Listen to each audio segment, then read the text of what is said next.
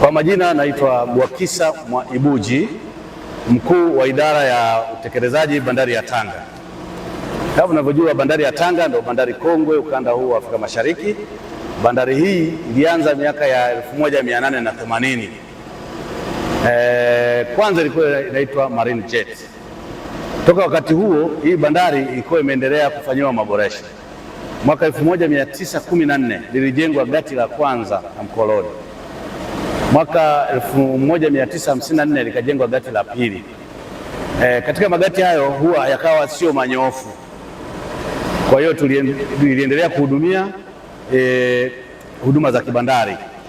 Mwaka 2018 serikali ya Jamhuri ya Muungano wa Tanzania iliamua kuwekeza hela nyingi kwa ajili ya maboresho makubwa ya bandari ya Tanga.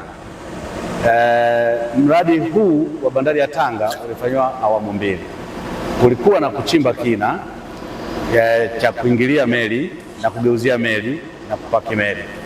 Kulikuwa na ujenzi wa magati. Upande wa mashariki iliongezewa mita 92, upande wa magharibi mita 50, kufanya zile gati sasa zenye urefu wa mita 450 kunyooka. Baada ya maboresho hayo au kabla ya maboresho hayo, tulikuwa tunafanyia kazi Nangani, tunaita stream operation, ambako ndio tulikuwa tunaenda kufuata mizigo kule kwenye meli kubwa ambazo zilikuwa zinapaki kule. Tulikuwa tunaenda na matishari, tunapakua, tunaweka kwenye matishari yanavutwa tena tunakuja kupakua hapa. Kwa hiyo tulikuwa tunafanya double handling, tunaita double handling kwa sababu unatoa kwenye meli kuweka kwenye matishari unavuta, unakuja hapo, unakuja kushusha gatini. Kwa hiyo gharama za uendeshaji zikawa ziko kubwa sana.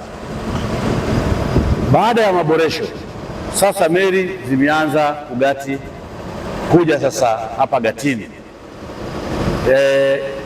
Tunapokea meli kubwa ambazo zinabeba mizigo mchanganyiko, mizigo ammonium, mizigo sulfur, ambayo kwa mfano ammonium na sulfur mara nyingi tulikuwa hatuipati kabla ya maboresho. Lakini baada ya maboresho sasa kuna mwitikio mkubwa wa bidhaa hizo. Kwa sasa hivi kuna mwitikio mkubwa sana wa wateja na meli.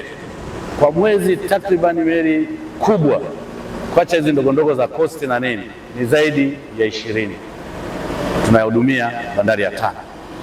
Kama mnavyoona sasa hivi kuna meli hapa. Hii meli ilitoka moja kwa moja China, inaitwa Jinhe. Ilikuja na mzigo mchanganyiko kama mnavyoona unavyoshushwa. Hii ambayo iko karibu na mimi yote imeshuka kwenye hii meli. Hii meli ilikuja na tani 22,000 ambayo tumeianza kushusha siku ya Jumanne. Kwa hiyo tunategemea baada ya siku 10-15 kutokana na hali ya mvua inanyesha mara kwa mara, tunaweza tukaimaliza ndani ya siku 15. Kwa hiyo huu ndo ubora wa bandari ilivyoboreshwa mpaka meli zenye tani nyingi sasa hivi zinatua Nangani. Kabla ya maboresho uwezo wa bandari ulikuwa ni tani 750,000 tu ulikuwa uwezo wake, ambapo hata kipindi kile hatakuwahi kuzifikia hizo. Yani kipindi kabla ya maboresho uwezo wa bandari ulikuwa ni tani 750,000, lakini baada ya maboresho uwezo umeongezeka mpaka tani 1,300,000. Kwa hiyo uwezo umeongezeka.